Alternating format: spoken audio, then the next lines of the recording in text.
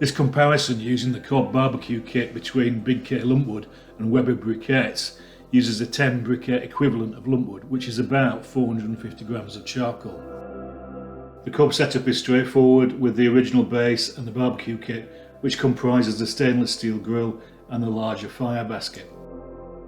Exactly the same menu in both attempts: tomatoes, peppers, mushrooms, onions and courgettes, along with some duck, lamb and sausages. In my previous comparison using the Cobb as an oven, the Weber Briquettes had proved to be marginally better than the Big K lumpwood, but now to see which would be better using the barbecue kit. First off, the lumpwood. Charcoal was grey after half an hour. I left the grill on for 10 minutes to heat up and then started cooking.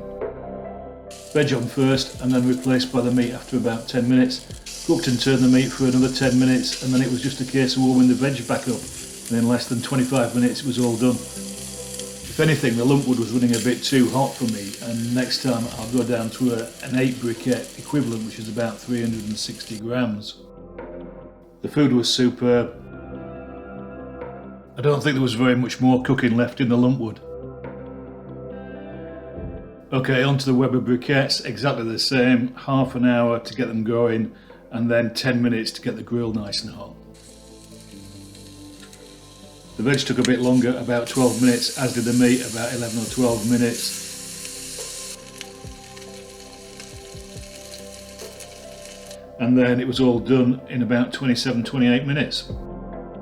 Strange but true, the exact opposite of using the Cobb as an oven, where the lumpwood was much slower than the briquettes.